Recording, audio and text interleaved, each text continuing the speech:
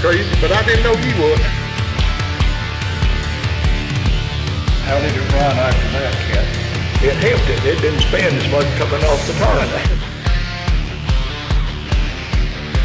Welcome to another high-octane episode of Southern Dirt Motorsports.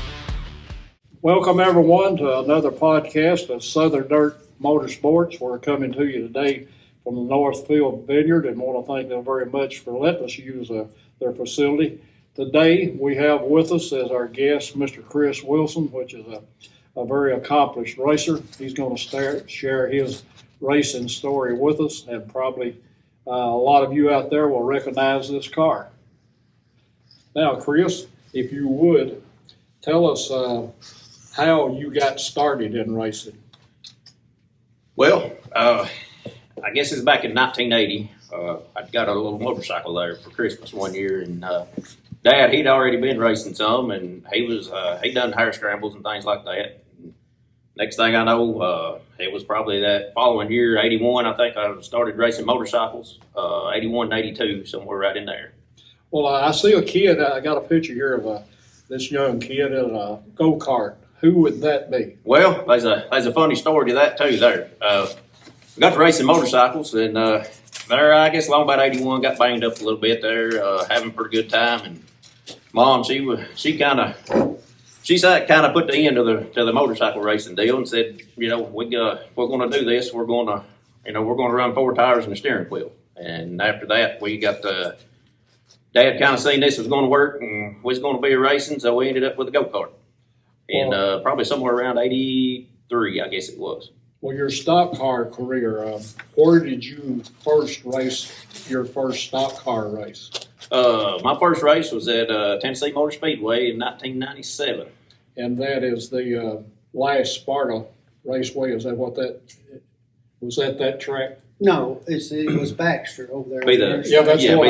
That's what I was talking about. I call it Sparta, but it's really Baxter. Yeah. And all 3 of them were Sparta to me. Same track. But what divisions did you race in through your years of coming up? Well, coming up, I mean, of course, we done a go-kart thing there all the way up to 96, and we run stock and super stock, limited, done a lot of that. And then once we got into the cars, I started out in sportsman class over at Tennessee Motor Speedway, which is kind of like a limited deal now, I guess you'd call it. It's basically just steel head, all tube chassis, coil shock springs, basically just a limited motor. Who was some of the guys that you competed with when you were, when you were racing most? Who were some of the other guys that you were competing with? Back when we started there, I mean, of course, you had Floyd Turner out of Crossville. He was always fast, and then gosh, I don't know, seemed like there's always 20, 21, 22 cars over there, that's when that track first opened. But you had Floyd Turner, Randy Walker was one of them. You had Sam and Rick Williams always come down, on a night or two there when we first started over there. That Coleman boy from Livingston. Yeah, had Terry Coleman. Terry Coleman was always good. There was quite a few back then. Trying to think of some more. There was a lot. Danny Sandrell. Danny Sandrell was there. Yeah, he was always pretty fast. You had, of course, Arnold Pittman. You had them guys. That's it's been a while back, but that's some of the few that stands out. Kind of on top of my head. Well, actually, how many years did you race stock cars? We run our last late model race in 2010. We started 97 and quit there in 2010. This picture I've got, tell us the significance of this car. That right there would be the first late model sportsman car, limited car we got, and we got it when we first got started there. Mike kind of started helping us there. We bought the car off him, and him and his guys, they helped us put the car together. We worked out of his shop there for a couple of years, and stuff, and learning and going. But that was actually my first car. Okay. I know car racing on the level you do it, the level we did it, it's a lot of a family affair there. And could you tell us the significance of this picture? That right there would have been at Atomic, probably somewhere around 06. That's me, Mom, Dad, buddy that helped me, Shane Williams. Them guys, I mean, if it hadn't been for Mom and Dad, I mean, that was just a family event. I mean, that's what we did. We raced probably from, 1980 to 2010. I mean, I can't probably count on one hand that Mom, Dad, I can't that many races I actually missed. But it was a family affair. Well, what was your impression of Atomic Speedway? Man, Atomic was fast. That's probably where I learned how to drive a race car, I guess. We started, we run 97 probably to 2000 over at Tennessee Motor Speedway and a little bit in Crossville. And then 01, we started racing up there in that NASCAR Weekly Series. And I guess that's when I learned how to drive a race car. That place up there was fast. Everybody up there was fast. I mean, the top 10 or 15 cars could probably win on any Saturday night. When that weekly series started, it paid good money. Of course, every weekend you had to qualify to make the race. There was always 35, 40 cars qualifying, and that was in a weekly show. You just had to be on top of your game if you're going to race at a time. Steve, I don't know if you can zoom in on this, but would you tell us what I'm holding here, Chris? That was a license you had to have for the 2000 or for the NASCAR Weekly Racing Series. That was the series we ran in 2001. It was a pretty good deal. I mean, everybody knows when you strap in these cars, you don't know if you're ever going to come off the track or not. And they had a real good insurance policy. I mean, as far as medical, life, everything. Because it's dangerous. I mean, everybody knows that. But that was the good thing about if you had the license and stuff, you was really insured and all that. And you could run any NASCAR Weekly Series, with that license right there at any different track that actually held them point series. It's a really good deal. That was at Crossville in 88 and 89. And they would take their sponsors, and have a big night. We won that Gatorade race in 1988. That was NASCAR, and it paid like $1,500 in 1988.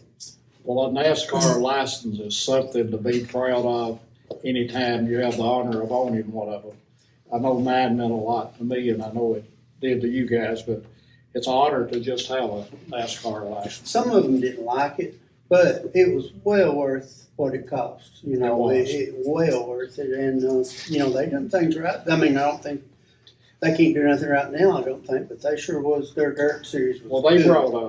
brought a lot of consistency. Had a lot of money and recognition. You could go from one track to another and know that you was going to run under the same rules. So they brought a lot of consistency there. And that was a pretty good deal. They had two televised races that year in 01. I mean, a lot of the guys kind of fussed a little bit. You kind of had to run their sponsors on your car, and you had to put them in a certain location and all that stuff and everything. But I mean, for the benefits it had, it was a good thing. That was okay to have to do that. It paid like $1,700 to win. Every Saturday night. It was a weekly deal. And the points, I can't even remember what it paid. It was something astronomical. For what we was doing. Well, Chris, share with us the significance of this picture. That's probably one of my highlights there. That was in 2001. We'd been racing at Atomic all year. That was on the 4th of July at Tennessee Motor Speedway, and I think that was the only race I ran down there that year. And we'd come down. Of course, we had to round up some tires and all that. We'd race Saturday night at Atomic, tore the car up a little bit. That crew there that was with me, we worked all night Saturday night, all night Sunday. Finally got the car back together on Sunday night. Bobby Robinson, he let us use his shop down there to get the nose and everything put back on. Had to build a new bumper. I don't know. It was all kinds of crazy stuff. But them guys kept on, wanting to race Tuesday night. So we got the car back together, went over to Baxter, and man, we went out and we set fast time. I think there was 20 cars down there for that 4th of July deal. That was a limited class, and I think it went green, white, checker. We didn't have a caution in the whole race, and I think we come all the way back up. If I ain't mistaken, I mean, like I said, that's been over 20 years ago, but I think we lapped all the way back up to probably 5th place that night. And I could tell, coming back down there from racing at Atomic, how much I learned and how fast it actually was up there versus down here. Because when you was racing up there, you learned how to run the lap traffic. You learned how to drive it, how to maneuver and things like that. And coming back down here, man, it was just daylight and dark. But that was probably one of my highlights right there. What was the limit on? Was you limited on the motor? Was the size of the motor? Yeah, just the engine size. It was most of your limited classes was like a 362 all steel head motor. Some places would let you port and polish head, some wouldn't. It just all depended, you know. I know, Chris, you've probably had lots of highlights, lots of memorable times at different tracks. But if you could pick out one in particular that when you're sitting around thinking about your racing career that always comes to mind, what would that be? Accident or just what was one of the most memorable events in your racing career? Probably the most memorable, I guess, was, I don't know. I always considered it. Me and Dad and Mom, everybody, it took everything, every nickel we could scrounge up to do this deal. And every now and then, towards the end of the season, we'd pick some big shows and go to, just to go see what, see if we'd improved or see what we have. We went to Atomic back in 04. It was like November 04. And we'd have got us one of them little big hill steel motors, steel engines. It was 362, all steel. And we put that thing in, and we'd run there towards the end of the year with it. And we went up there, they had a Tennessee Thunder race. I think that's Tennessee Thunder Series, I believe is what it was. I think paid $4,000 to win or something. It was like November. We went up there to see what we could do. I think there's 45 cars or something showed up that night. And of course, in that running that steel engine, they'd let you run like a 10-inch spoiler. We're running with the supers. Most of them was super late models. I forget how many steelheads tried to qualify or did qualify, but we went out and qualified, and I think we ended up qualifying 5th out of 45 cars. Didn't have to run no contests. We qualified in the show on time, and we was the only steelhead late model to make the qualifying on time. And I think we ended up running 5th or 6th that night with all them super cars. That had to feel good. And it was Atomic, and everybody, it's the end of the season, all your local racing was about over with, so you had Ronnie Johnson, you had all them guys there, that was pretty good highlight. That is something to be proud of forever, and I can see how that can be real memorable. Now, if you would, I have one more picture here, and if you will, share the story of this picture. That was 1999. That was my second win of the season right there at Tennessee Motor Speedway. That's me and my dad and a couple of my buddies there. They helped us on the car there quite a bit and stuff. But I think that was probably fall, somewhere around September, I think, of that year, 1999. Well, do you still race now, Chris, or have you? Well, funny story there. I hadn't been in a car in 13 years. And then me and a buddy of mine, we've always aggravated each other about if we running one of them enduro cars that they do. They run them several different places. Tracks will usually have one race a year or something like that, but they'll be 8 or 10 races a year. And I don't know, probably a month ago, I got a phone call from him, and he had bought one. And we got it down to the shop there a couple of weeks ago, and went over it, got everything going. We went down to Boyd Speedway last weekend for the cabin fever, and first time I'd ever been in. Took me back, kind of in the 60s and 70s there, driving one of them cars. What them guys, because I never drove anything like that, and first time I'd ever sat in one. If you will, Chris, for the people that don't know, explain to them what an enduro car is. The enduro car is basically it's anything from 1965 to newer, and it's pretty much it's all steel body, all factory suspension. Can't do no altering to the suspension, motors, engines, or anything. You can put a cage and a race seat and a quick disconnect steering wheel, and you can move the battery, but you got to take all the door glass and windshields out of it. And like the cage and race seats, all that's optional. You don't even have to do that, but we did. And it's basically just a factory car, and you don't get no hot laps, you don't get no practice, no heat racing. You start from a dead start with a peel draw. And that was probably the first time I'd ever drove a car, you know, like that. Man, I think we started. There was 27 cars. I think my drawing's always been good. I think we ended up starting 23rd or 24th, and I think we ended up finishing 6th, and it was 71 laps. That really takes you back to stock car racing, doesn't it? It made me appreciate probably the cars we did have, because you really had to get the elbows up and get on top of the steering wheel. That, you know, driving one of them, it was an experience.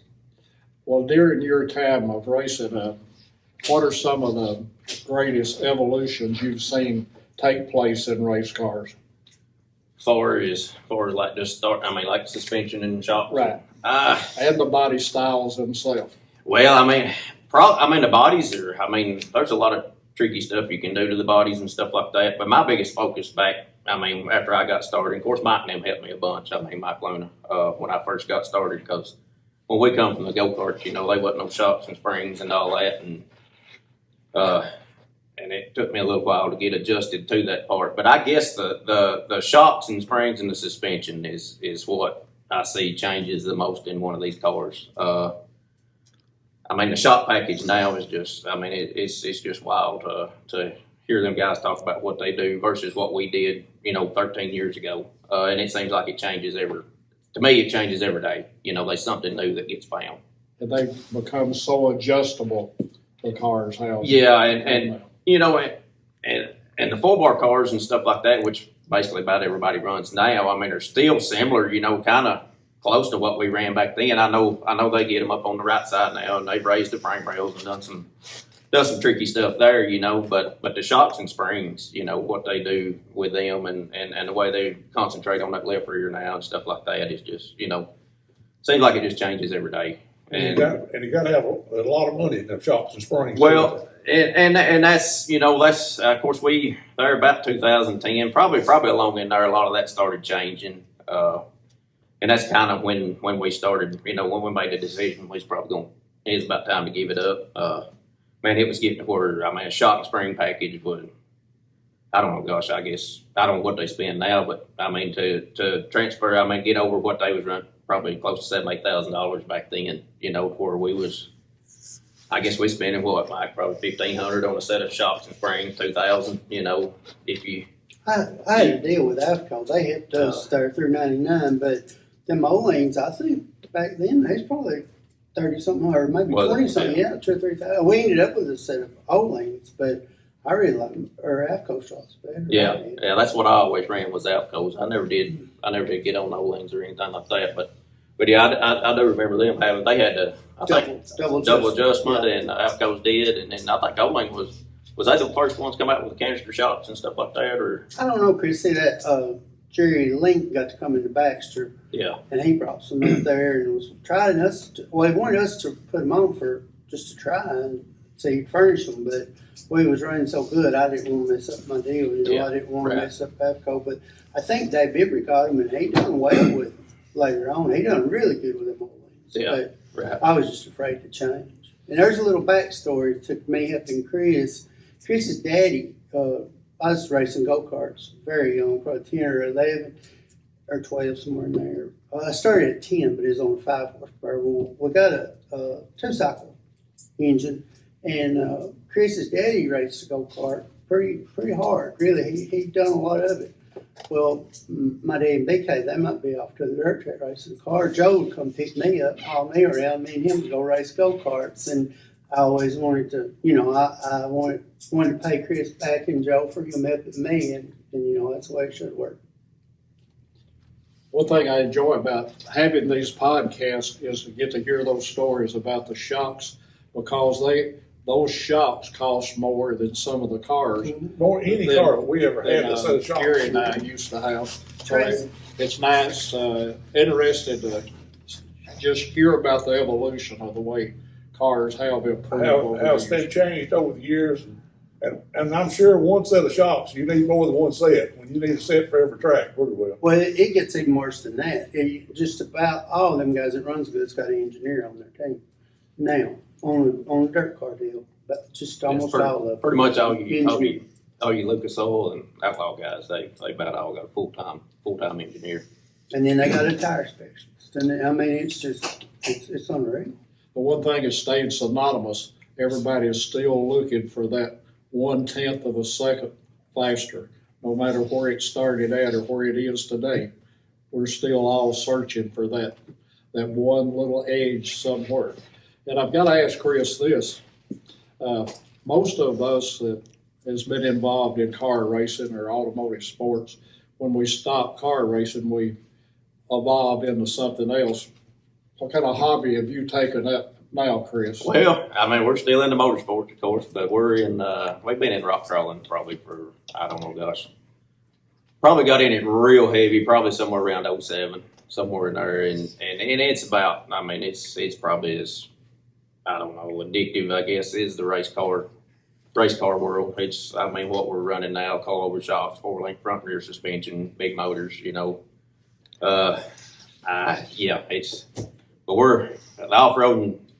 It ain't the same, but it's still, you know, it still gives you that vibe, I guess you'd say. Do you do it all year round? Yeah, we do it year round.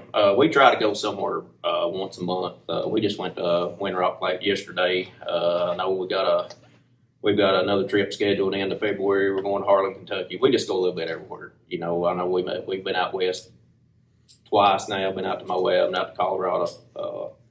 My next bucket list trip, I guess, is going to be King of the Hammers, if anybody familiar with that. But I think Randall's kind of familiar with it. He's been up there a few times, I believe. Yeah, Really enjoy that. he guides some of them things, Randall does. The thing that interests me about off-roading is some of the suspensions compare to race cars. They're just more extreme, I guess I would say. But the 4-link suspension is comparatively like race cars. You can adjust dive and a dive and do a lot of things that you would do with a race car with those. And I guess that's what intrigues me about them. Yeah. I mean, we run basically about the same shock package. You know, it's different, of course, long travel and everything. But we send these shocks off and we get them valved and revalved and change the valve. And you're all the time changing something. You know, just like in a dirt car. I mean, you're always looking for traction. You know. That's truly a dirt motorsport too, isn't it? It is. It's another just a different style. And another thing with Chris, there is 3 Chris Wilsons that I know, and all 3 of them race. There's one in Kentucky, I think Lorance of Kentucky we used to race with up there. He had Super then, I think he's got modified now, I'm not for sure. But then there's a Chris Wilson from Crossville and Chris Wilson from Sparta, and all 3 of them race. Ain't that something? Yeah, and I know of course I know Chris from Crossville. You know, he's been out Florida all week running that modified class with actually a guy from Sparta, Billy Jones with Halo. So You can be racing all over the place and be Yeah. the Chris same Wilson. guy. Yeah. Be at 3 tracks. That's like You might be point checking. Well, you can't never, you never know, but that check never comes in the mail though. Chris, if you would tell me who these 2 nice guys in this picture are. Well, I know the one in that black and yellow car. He's a pretty good old boy there. Tell me something about him. He's been racing. At that point in time, that was probably 2004, I think, Tennessee Motor Speedway. And then that 49 car there, the blue 49 there, that's Jeff Walker. Me and him had some pretty good races there back in I guess 04 and 05. Jeff is a very accomplished racer himself. I'm proud of Jeff. Jeff is a fine gentleman. All Thank the world around. of him. He helped me a lot. Can't say enough about Jeff Walker. Well, Chris, I could talk to you, or we could talk to you probably another week. And this has been great. And I want to thank you for being here and sharing your story with us today. And hope you'll find a way to come back and share some more stories with us. Racing stories never stop. Once you prime your brain a little bit with some of this, it continues to come back to you. But have enjoyed being with you. Appreciate you coming and taking your time to be with us, and hope you will find time to come back and do this with us again. Well, I sure appreciate you guys giving me the opportunity. I mean, this racing stuff, like I said, I've been in it since 1980. It's in my blood. It's in my veins. It'll probably never go away. But But anytime, we'll do another, whatever you guys want to do, but I can go all day with the racing and the motorsport. Well, thank you very much. Want to again thank the Northfield Vineyard for letting us have their facility to work out of today. It makes things really a whole lot easier when we can use this facility. And please watch us on YouTube and subscribe to us. It costs us nothing. Please subscribe to us and like us on YouTube. That's what helps keep us on the air. Thank you so very much.